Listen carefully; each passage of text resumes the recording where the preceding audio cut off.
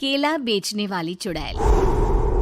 एक बार की बात है, जादूपुर नाम के एक गांव में करतब दिखाती एक औरत एक रेड्डी के लिए गांव में आती है। आइए आइए मेहरबान कदरदान, खाइए रोहड़ा के ताजे ताजे केले। कभी खाए नहीं होंगे ऐसे केले, पीले पीले केले खाइए। ये कहकर रोहड़ा हाथों में 4 केले लिए उन्हें सर्कल में जोर जोर से हवा में उछालती हुई करतब दिखाती है, जिसे देखकर आसपास के सारे बच्चे अपने अपने मम्मी पापा से उस औरत के पास जाने की जिद करने लग जाते हैं। पापा, ऐसा तो सर्कस में बॉल से होता है ना, ये आंटी तो केले से कर रही है। चलिए ना पापा, देखते हैं। रोहड़ा एक पतली सी तार पर चलती हुई केलों से करतब दिखाती है। आते जाते सभी लोग बाहर रुककर उसके करतब देखते हैं और वाह वाही करते नहीं थकते। जैसे ही एक आदमी पास आकर उसे पैसे देने लग जाता है, तब वो कहती है, अरे नहीं नहीं साहब, मैं करतब तो बच्चों के मन को बहलाने के लिए करती हूँ। धंधा तो मेरा केले का है। पीछे देखो मेरी रिड्डी, जो भी मेरे केले खाएगा मेरी तरह चुस्त दुरुस्त और तंदुरुस्त हो जाएगा। पता चलता है क्या कि मेरी उम्र 55 की है। अरे पर ऐसे ठंड के मौसम में कोई केला क्यों खाएगा? ये ऐसे वैसे केले नहीं है साहब, ये शरीर में गर्मी देते हैं। ठंड को दूर भगाए जो भी रोहिणा के केले खाए। पापा, अगर मुझे केले नहीं मिले तो मैं घर नहीं जाऊंगी। तभी उसके पापा कहते हैं कि बेटा, केले ठंड में कभी गर्मी नहीं देते। ये सब कहने की बातें हैं, सामान बेचने का तरीका है इनका। पर पिंकी नहीं मानती। मैं केले खाऊंगी। पिंकी की जिद के आगे नत्थू हार जाता है और उसे केले खरीद कर दे देता है। पिंकी खुश होकर केले घर ले आकर खाती है। अब मैं भी करतब करूंगी, कितना मजा आएगा। जादुई केले। पिंकी पहला केला खत्म भी नहीं करती कि वो बेहोश हो जाती है। दूसरे केले से एक काला धुआं आता है और रोहड़ा चुड़ैल बनकर बाहर निकल आती है। मेरे भूतिया केले बच्चे न खाए, ऐसा हो ही नहीं सकता। जादूपुर वालों, कब तक बचोगे? आ गई हूं मैं रोहड़ा, जिसका कोई नहीं कर सकता सामना। रोहड़ा पिंकी को गोद में उठाकर काले धुएं में कहीं गायब हो जाती है।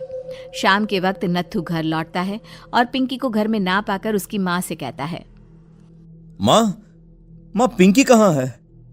अरे बेटा, उसे तो तू सुबह करतब दिखाने ले गया था ना, फिर कहाँ वापस आए तुम दोनों? मुझे लगा तू उसे अपने साथ मंडी ले गया होगा। हे भगवान, मेरी बच्ची कहाँ गई? मैं उसे घर ही तो छोड़कर गया था माँ। नत्थू गांव के घर कोने में अपनी बेटी को ढूंढता है, पर उसे वो कहीं नहीं मिलती। परेशान होकर आके रो रो कर नत्थू हिम्मत हार कर घर लौट आता है। अगली सुबह रोहड़ा फिर से करतब दिखाने आती है और इस बार पिंकी की तरह रोनी केले खरीद लेता है। 50 रुपए दिए थे पापा ने, सारे पैसों की मैंने केले खरीद लिए हैं। अब मैं भी आंटी की तरह ही करतबबाज बन जाऊंगा। यही सोचते हुए रोनी केले खाता है और पहला अकेला केला आधा खत्म भी नहीं करता कि चुड़ैल उसके सामने आ जाती है। मेरे साथ चलने का समय आ गया है रोनी। ये तो बस शुरुआत है। अब इस गांव के सारे बच्चे धीरे धीरे मेरे कब्जे में होंगे, एक बच्चा भी नहीं बचेगा। ये कहकर रोनी को गोद में लेकर काले धुएं में अदृश्य हो जाती है।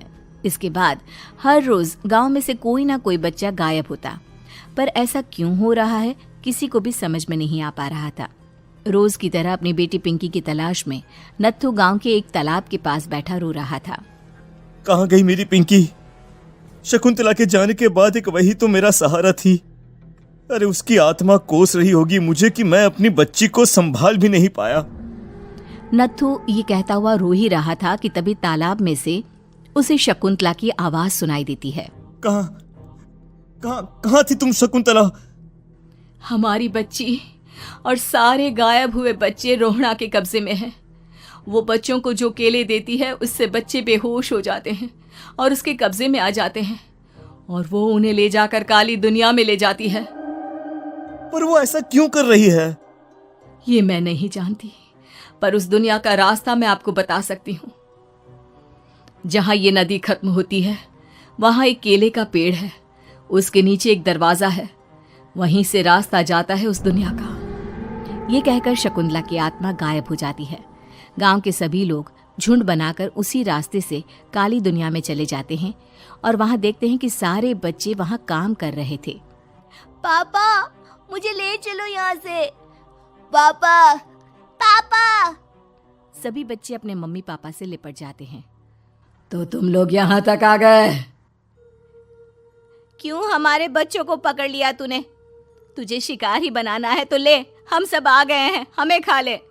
नहीं, मुझे बच्चे चाहिए। मेरे बच्चे के बदले तुम लोगों के बच्चे। क्या मतलब? मैं इसी गांव में रहने वाली एक औरत थी। केले की चोरी के इल्जाम में मेरे बेटे को गांव वालों ने इतना मारा कि वो मर गया। उसी दिन मैंने ठान लिया कि गांव वालों का भी वही हाल करूंगी। कुछ दिन बाद बेटे के चले जाने के दुख में मैं भी मर गई और मेरी भटकती आत्मा एक चुड़ैल बन गई। और फिर मैंने बदला लिया तुम सबके बच्चे छीनकर। बर्दाश्त नहीं कर पाए ना? सोचो मुझ पर क्या बीती होगी। हमें माफ कर दो रोना। पता नहीं ये किसकी गलती थी, पर हम सभी माफी मांगते हैं। हमारी खुशियां लौटा दो, तुम भी तो एक माँ हो। गांव वालों की बात सुनकर रोना का मन पिघल जाता है और वो बच्चों को छोड़ देती है। उसके बाद काली दुनिया बच्चों के लिए जादुई दुनिया बन जाती है। अब कोई भी कभी भी वहां आ जा सकता था। कानी बहू। किशोरी लाल जी के बेटे राघव की शादी की बात जगह जगह चल रही थी, लेकिन किशोरी लाल जी को कोई लड़की पसंद ही नहीं आती थी। और उसकी एक ही वजह थी, किशोरी लाल जी का लालची होना। उनको लड़की वालों से मोटा दहेज चाहिए था और इसी चक्कर में